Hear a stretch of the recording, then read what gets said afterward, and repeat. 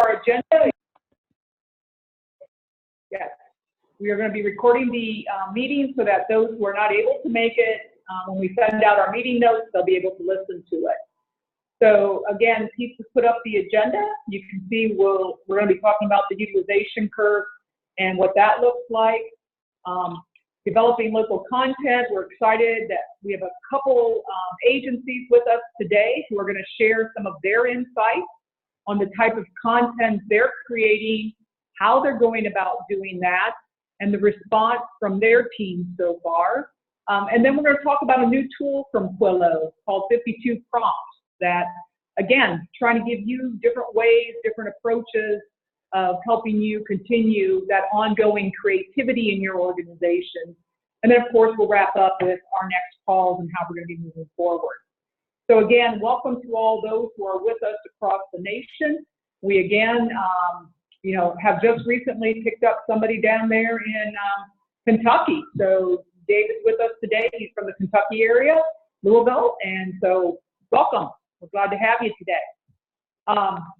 And Alex, hello to you. You just joined us. We're glad to have you with us.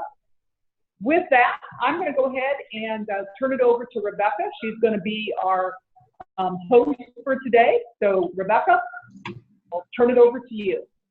Awesome. I feel like we need like game show music for like, come on down or something. But so hello to everybody. Hope July is suiting you well and you're staying cool wherever you are across our Quillo Nation today.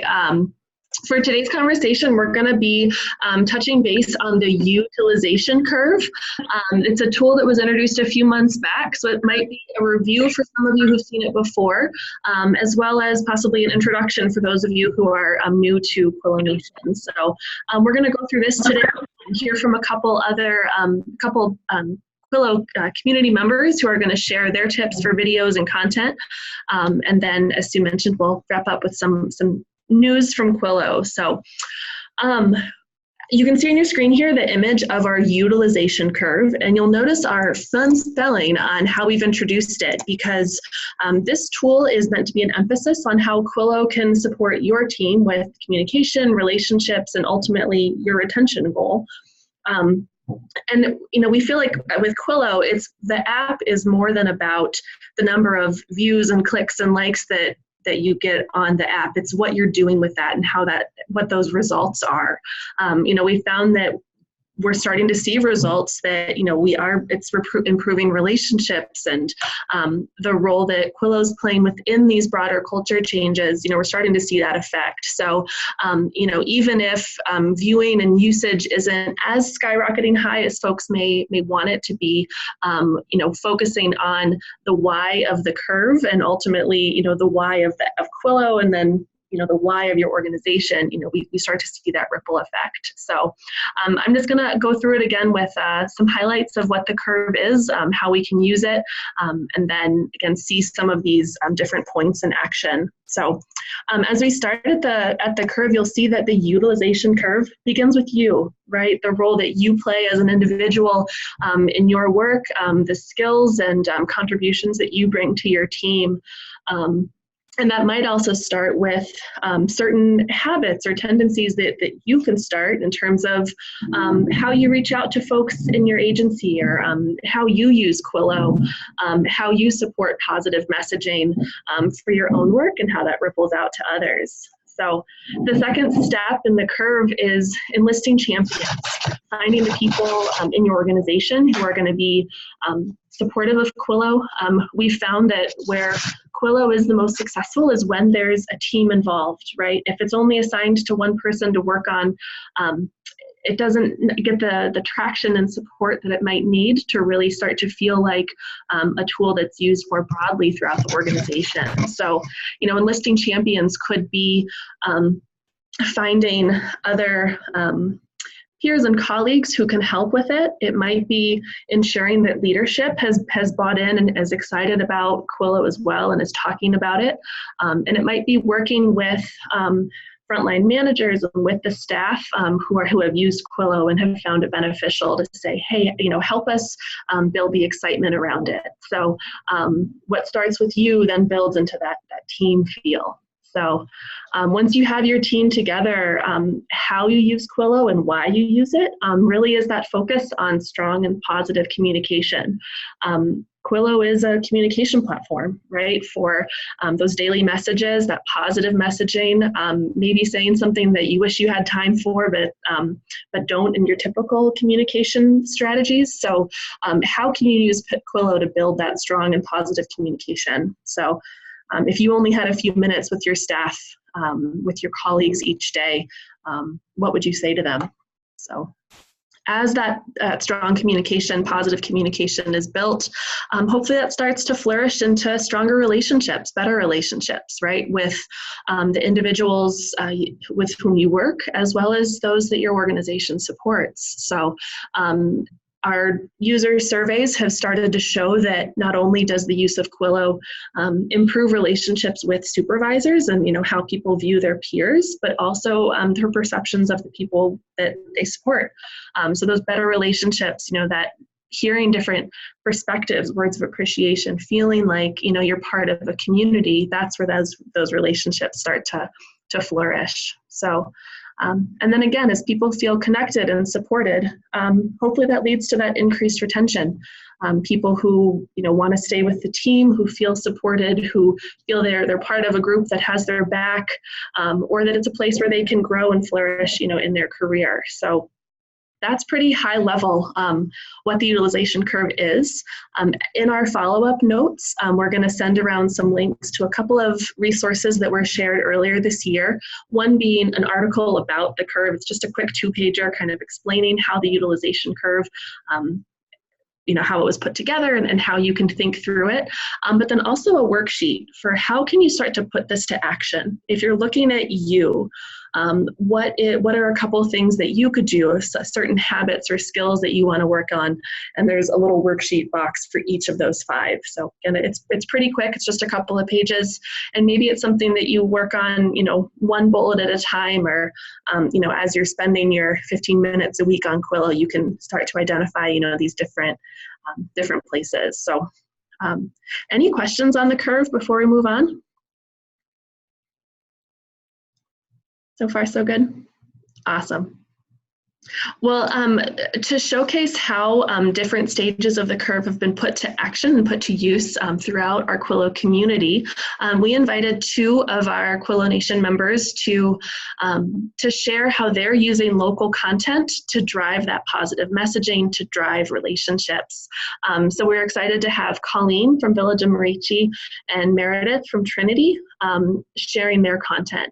We asked these 2 to share, again, their approach and a couple of sample videos to highlight not only how content is created, how they're building excitement and positivity around that local content, but also because the organizations are different in size, right? And the way that Quillo works in Village of Marici, that's under 50 people, or Trinity, where it's over 1,000, right? We start to see the different ways and spaces that Quillo can be effective.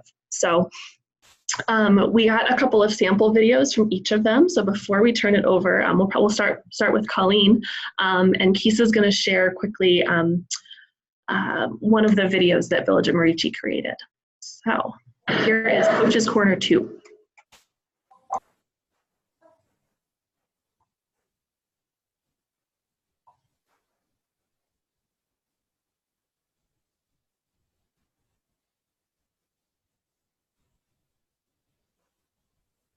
You tell me. All right, hello coaches. Welcome back to the Coach's Corner. I wanted to go through a little bit more information that we have here for the people that you support. We have emergency drill reporting forms. It is really important to go through emergency drills with the people that you support on a regular basis. And every time you do that, you can fill out one of these forms and we will put it in their file so that we can track every time that you go through those with them. Other information would be our little letter here that explains that you are an employee for the Village of Marici and that you are supporting a person with a disability. And a lot of times they will let you use this letter to get in free of charge to possibly the movies or maybe the zoo or somewhere that wouldn't be on the access pass, but would still have.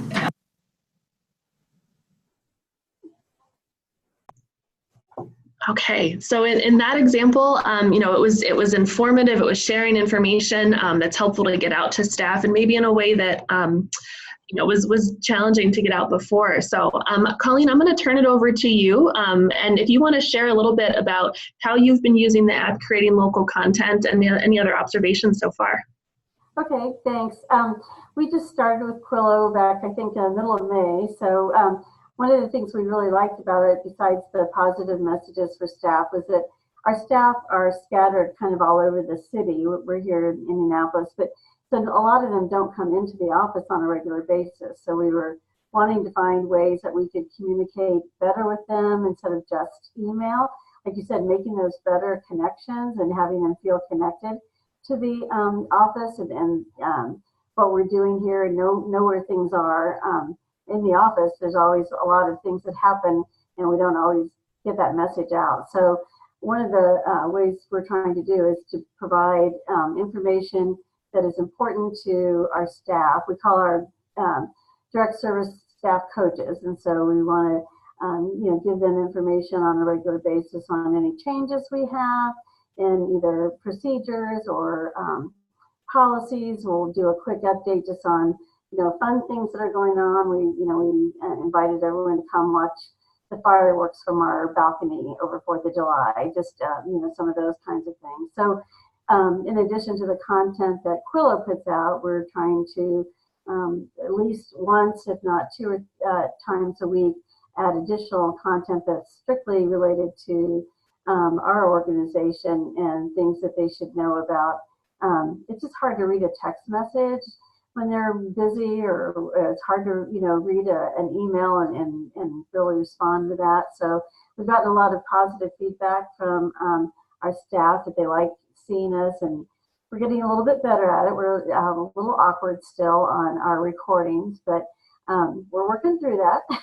So, but we've gotten very good feedback from the staff, particularly those that are out in the field and don't get into the office. They like knowing what the forms are, where they can get them, what's going on, whose birthdays are happening, things like that. So that's kind of how we're tending to use it with our staff. We're still working on getting everyone, you know, to recheck it regularly, but we're making progress on that. Mm-hmm. Well, and especially since, you know, just joining in May, you know, this is a habit shift, and, you know, those don't necessarily change overnight, but, you know, it sounds like the more that you're getting out and making the videos interesting and fun and informative, you know, it starts to become more of that routine. So one of the things we found is an item called Doodly. I don't know if people are familiar with it. It's doodly.com, and it allows you to put characters and kind of chalkboard writing and stuff like that on. It's a pretty inexpensive program. It's on it's web-based, and I think it was like $67 for a one-time purchase. And so that kind of gives you a little bit more animated thing as opposed to just face-to-face. So that's kind of a fun thing we've introduced as well. Mm-hmm. Now, when it came to starting to use Doodly or create, you know, these videos, even just like, you know, using the camera, was there any, you know, apprehension about being on screen or learning a new tool? Did that feel like a you know, a big barrier for folks, or was it sort of nope, we're eager to jump in? Oh, we were eager to jump in, but it's definitely awkward at first trying to figure out, where do I look? How do I start the camera without, you know, looking somewhere else? How do we stop and edit the video? At the first, we definitely were going over our 60-second limit. And so learning how to edit that video to less than, you know, 60 seconds to, you know, get it uploaded was a learning curve for us. And I think we've kind of figured that out now. So we're a little bit better at how our timing. 60 seconds goes pretty quick when you're trying to think off the top of your head and put that stuff together. So checking out what we're going to say and, you know, just keeping those points to very short, succinct pieces of information has been real helpful. Good, good. So, yeah, I agree that 60 seconds does fly by quickly. And part of setting up Quillo and starting it and everything was looking at, sometimes people start to lose attention after, 45, 50 seconds. So trying to, catch people while they're attentive, but still get important information across or that important message. So yeah, it can be a fun challenge to, to get the words in. So, well, that's great that you found a couple of different, styles and techniques, both, live action, if you will, and then the animation as well. Thank you for that example of Doodly. We can add that to our resources document on online that has a series of tools that are either free or low cost. And a lot of it's about finding the tool that works for you, right? There's hundreds of editing tools and whatnot, and so finding one that's cost effective and someone on your team to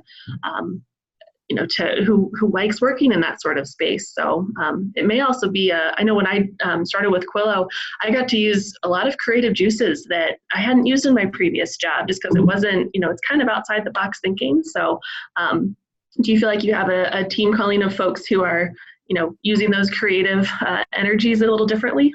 Yeah, right now we're still working with just kind of our administrative team of our program services coordinator and our community program coordinator.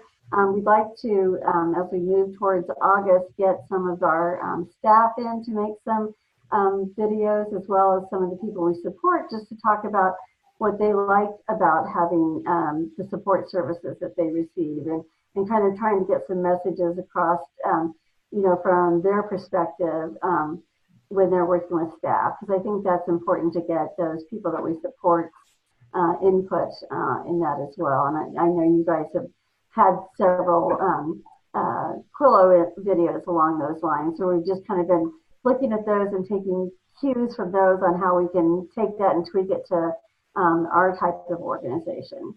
That's great. And that's a great point, having a variety of perspectives and, styles of messaging and whatnot, that's really important. So, Colleen, anything else that you want to add, or does anybody have any questions for Colleen? Christy, I don't know if Christy's on here. She's our program services coordinator, and I don't know if she has anything to add. I usually, at the beginning, she was our model, and I was the camera operator. So we're trying to learn to switch roles, and so she can do more of the camera, work. We've got our own, we bought our cameras that go with our computers now and things like that. So I don't know, Christy, if you have anything to add. You might not have a microphone. Yeah, Christy may still be muted, but feel free to add anything in the chat, Christy. And otherwise, thank you for your role at Village of Bemidji as well. Thanks. Awesome. And Colleen, thanks for sharing your perspective. That's helpful, and congrats on hitting the ground running with all this great content. Thanks.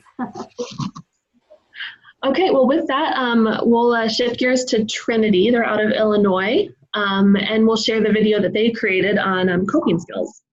My name is Phil Janke. This week in team leader training, I learned new coping skills. My coping skill is cooking. Coping skills is listening to R&B and Dusties. My name is Ashanti, and the way I cope is by eating. My name is Felicia Rogers, Net 4. The way I cope is by cleaning.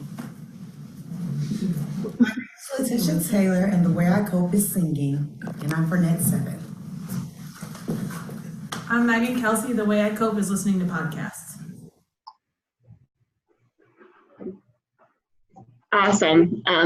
Just a note, I'm not sure how it appeared on your screen. On my screen, the way that it looked, just because it's going through Zoom, the audio and video didn't totally match up, but just a heads up that if you're on the app, it looked different. So in case you got that mismatch at all, that was the Zoom quality, and maybe it was fine on your end, but just a heads up there. So I love what Trinity did with this one, because it brought in a handful of folks, the way they kind of danced off and on screen, and talked about coping skills, something that hopefully everybody has a handle on or wants to learn more ideas, and showed the variety of ways that people may cope with stress or whatever it might be. So I'm going to introduce Meredith, who's with Trinity, and similar to what Colleen did, just Meredith, if you want to explain a little bit about your process at Trinity for creating local content. I think you've got well over 100 videos and counting that have been closely watched by your folks up at Trinity. So. Yes, so we have, I think we're close to maybe 150 at this point. We've had a lot of success, sort of, jumping back to that one point of the utilization curve of enlisting champions. We had a lot of success up front when we first launched Quillo, which was a little over a year ago, with having a few people who were really invested in it from the start and invested in creating their own content. And from that point on, they were really involved in getting other people involved in the videos, asking them to be a part of it and championing Quillo in their staff meetings, in talking about it just casually, like, hey, did you watch today's daily focus? What did that mean to you? Or did you see that? That was really funny today. What you just watched, the video about coping skills, was actually created in a team leader training. So we had team leader trainings throughout the organization. Our organization is divided into 8 different support networks. So most of the people in this video don't actually work together on a daily basis, and they might not necessarily have even known each other before creating this video. So incorporating Quillo and creating content into trainings and into just day-to-day work life has created these opportunities for people to bond with each other, and also to create this content that is very relatable for everybody else who is viewing. That's excellent, Meredith. And I imagine too, following those, a team leader meeting, I don't know how often those take place, but I find if I go to, a retreat or a meeting, I get really energized with those ideas, and I come back and I'm ready to go, and then that notebook might get pushed aside to other paperwork, and then I'm kind of back to my old habits. I wonder if a video like this kind of sparks also a reminder for, oh yeah, we talked about that day, and here's what I took out of that. Do you find that it's a way for sort of follow along with that as well? Yes, definitely. I think it's a great point. Conversations about the subjects that are covered in the short videos, as well as sort of a reminder for people that this creative outlet is available to them. That's excellent. So you've also used a series of other tools in addition to, I guess we'll call them live action, videos like this. You've also used a couple of other tools and PowerPoints and whatnot. Do you find that, a certain model is either easier or more successful, more people watch, or is it sort of across the board? I think it's really across the board, and I think that having the variety of showing like a slideshow or just like animated video or something where somebody is actually talking to a camera, I think people enjoy different types of videos, and I think it also encourages more people to make videos, because not everybody is necessarily comfortable talking to a camera. So if they have a great idea for something that they want to share, maybe they could easily create a PowerPoint and then turn that PowerPoint into a video. I think what has helped us here is having a point person for people to come to if they have questions about the video making process, and how they might be able to add music to their video, or do just little technical things that they're interested in doing. Just knowing that they have somebody to work through all of that with is really helpful. Awesome. Well, and you bring up a good point in terms of, learning that skill, from a peer. Some of this is, just learning by doing. A lot of the stuff that I do now for video creation, I'd never learned before joining Quillo, and I'm super humbled and honored to have Kisa, our full-time video producer, helping, and she's got a lot of those behind-the-scenes skills as well, but also learning how an amateur can go about it. I will give just a quick plug for those of you who are new to learning these different resources.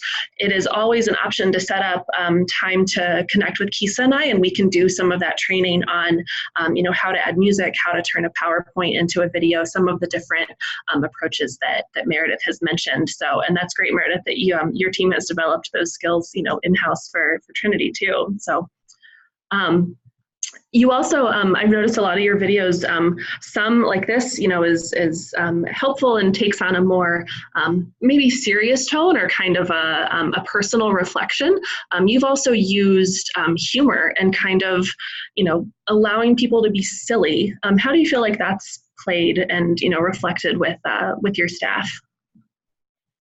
I think that's just been a nice way to create some levity during the day. Like people are watching Quillo at various times whenever they can fit it into their personal schedule.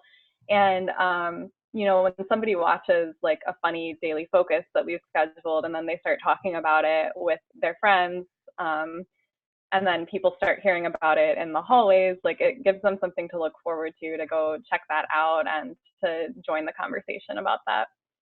Very cool, very cool. One of the videos from Andrea at Project Start is about the science of a smile. And just, you may have heard the statistic before about how many times adults laugh during the day versus kids, and how, healthy it can be to just have that moment of levity, like you said. So, I'd encourage all of you to find a balance that works for your organization, whether it's informative or supportive or, a new technique, and balance that with just a reason to giggle or smile or whatever it might be. So we especially use those on Fridays, just kind of a, hey, as you're heading into the weekend, or on, for folks working a weekend shift kind of thing. So Meredith, anything else that you would add about your process, or Tracy, anything at Trinity that you found most effective?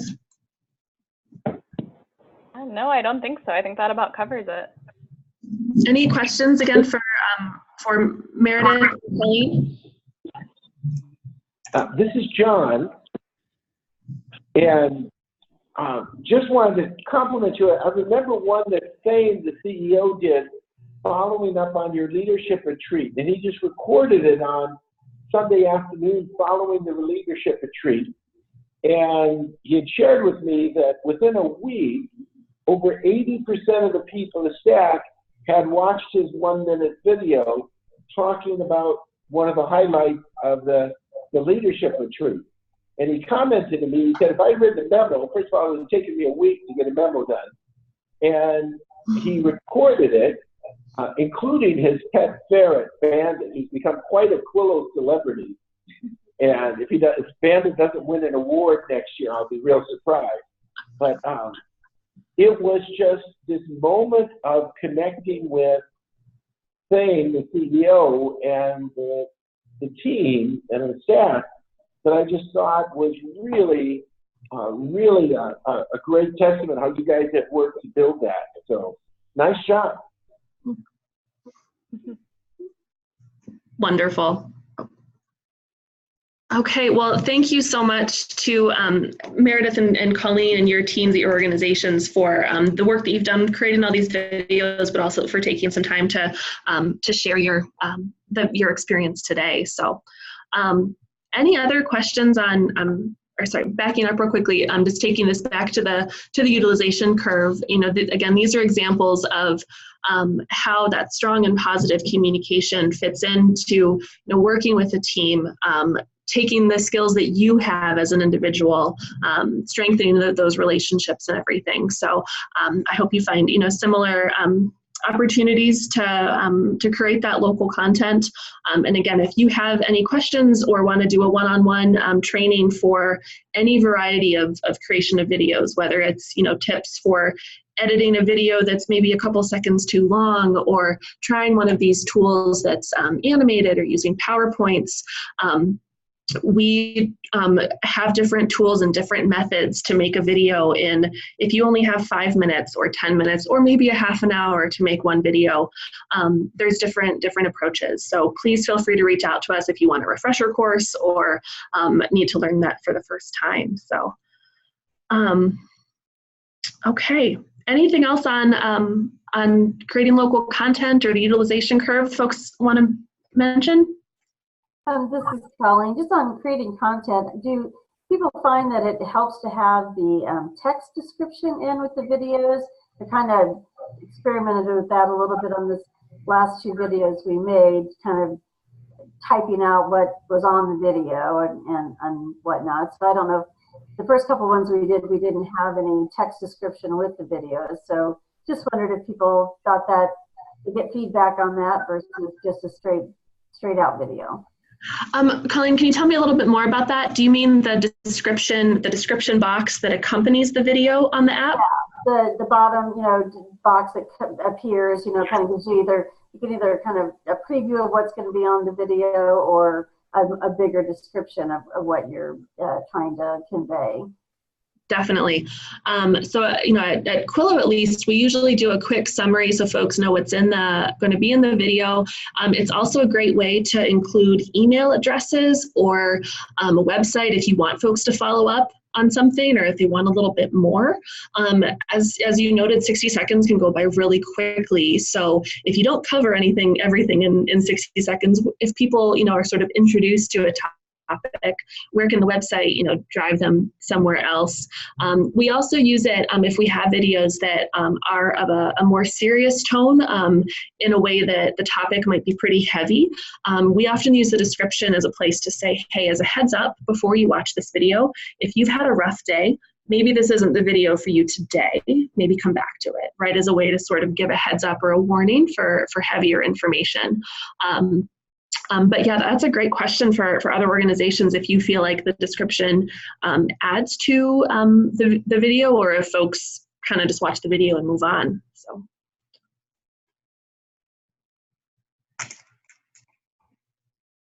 So we've got a couple, oh, sorry, someone was talking?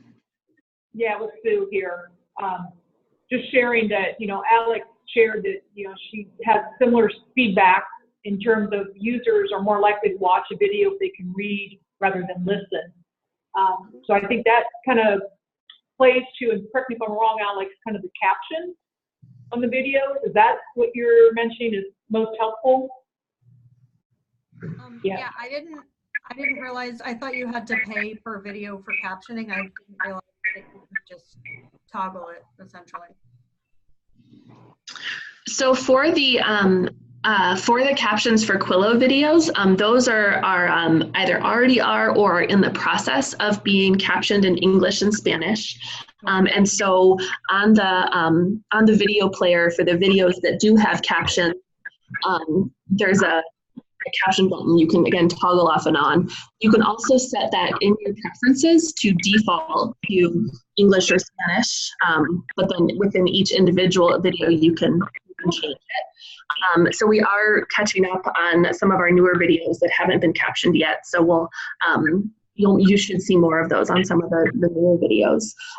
For videos that you are creating in-house, there are a couple of resources for creating those caption files. Some of them can be done, because it's sort of three steps, if you will.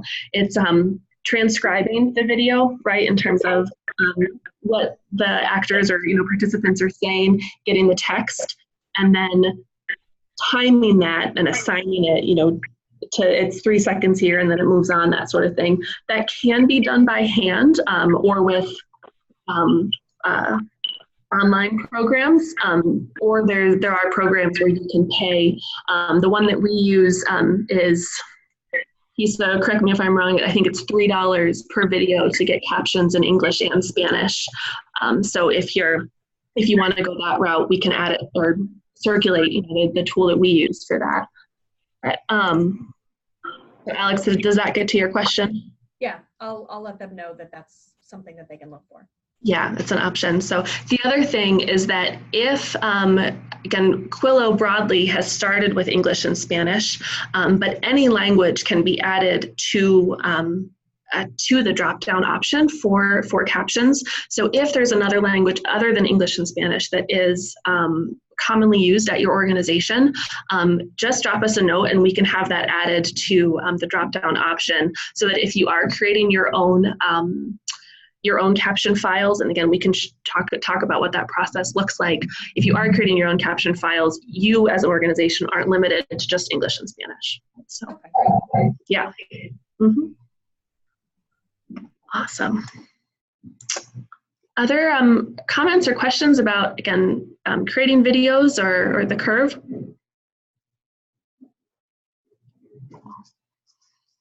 Okay, well, as a new tool and a way to help prompt new video ideas and keep these conversations going, we're really excited to be sharing and passing out shortly a new tool from Quillo, excuse me. It's a deck of cards called 52 Prompts for Creating Quillo Content. It'll be an actual deck of cards that is being printed literally as we speak, that'll be circulated, or we'll pass around, or sorry, we'll send a deck to every subscribing agency, so that you've got this deck of, again, 52 cards. You see the 4 examples up here and what they'll look like. We've broken them down into the 4 themes that we have. You may recognize these 4 themes from our retention wheel, and that's also mentioned in the article that we'll link around, where we talk about the retention wheel and how culture and well-being sort of exist for an organization, and how your habits, your processes, how you spend your time, and how relationships are formed, how that leads to this culture of retention and well-being. And so there's 13 prompts related to each of those 4 categories. So maybe if you're stuck on an idea, or just to spark some conversation during a team meeting, you can use this deck of cards as an actual deck of cards, right? And play a game of Go Fish or something. But maybe it sparks some conversation to either, again, spark some new ideas for videos, or just, get the conversation flowing. So it's meant to be, sort of a fill in the blank, or adapt it however you want to for videos. But those will be circulating around. So it's, my role model is blank because, or let's talk about what does service mean to me. Again, there's 52 of these. The jokers are copies of the utilization curve and the retention wheel. So again, we'll be getting those around to every organization shortly. I hope they're useful just to, again, spark some ideas. You could have them at a team leader meeting, again, to sort of have conversation and bonding between people, and then maybe that turns into a video, or 2 people maybe have a great conversation and they're like, we could do a little back and forth and interview each other about this for a video. These are for you to use as you want.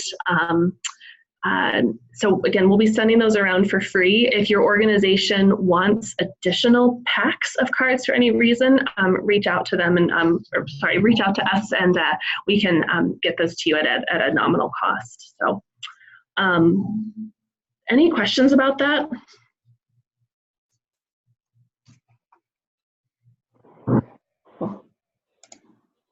All right.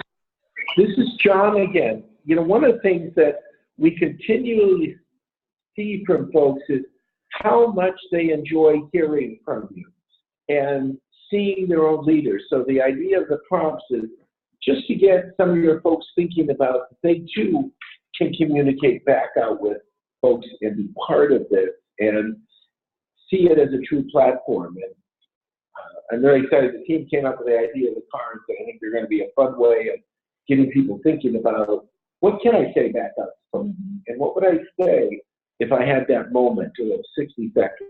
So I hope you enjoy them. Awesome. All right. Any other questions about those different resources, tools, or anything else before we wrap up?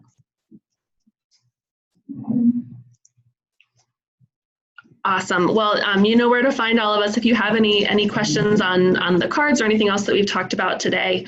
As we look ahead to August, I can't believe it's already August of this year. This year has flown by. We're shifting gears a little bit or switching things up with our Quillo Nation calls based on your feedback from the survey that we sent out earlier this year. Thank you, first of all, for that input. We used to do 2 calls a month, one on the first Thursday of the month and one on the third. That first Thursday was our Back to Basics series, where it was the same 3 topics kind of recycled month to month for either new staff or new organizations. Those Back to Basics calls are going to be made available online, as well as built into ongoing orientation and support. Again, always available to go over any of those topics one-on-one, but we're going to shift to just 1 call a month. We know time is of the essence with everybody, not a luxury folks have, and so we want to make the most of your time each month. So we'll be cutting down to just 1 call a month. It'll still be the same time of the month, third Thursday of the month, 2 to 3 p.m. Eastern, always recorded if you need to tune in later. And so looking ahead to August, our next call will be August 15th. And that Back to Basics series, again, will be moving online. Those recordings will be probably 15 to 20 minutes just on the topic, the Back to Basics topic, A, B, and C. So you can tune in either for a refresher as new staff come on or as part of your onboarding. So other little reminders moving forward, Dsp Appreciation Week is coming up in September. So although it's 2 months away, that will be here quickly. So September 8th to the 14th is officially Dsp Appreciation Week this year. So if you've got staff meetings coming up and you're thinking about either videos specifically for that week or other ways to celebrate your DSP staff, that is coming up in September. And then if you haven't already, your organization or you individually, we encourage you to find Quillo on social media or on, all the major platforms in terms of Facebook, LinkedIn, Instagram, and Twitter, just with news and updates, sometimes behind the scene photos. We also often share things that your organizations are doing, your posts or articles and whatnot. So feel free to find us there if you haven't already. And otherwise, just enjoy the rest of this summer. So anything else before we wrap up?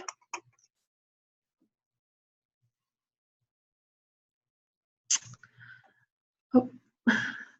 Thank you. And we had Kim Beitko from Blue River join us and towards the end. And so thanks so much to everybody, and stay cool as you can. And appreciate so much you joining us on this Thursday.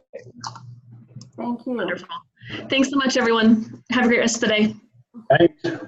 Take care. Bye-bye.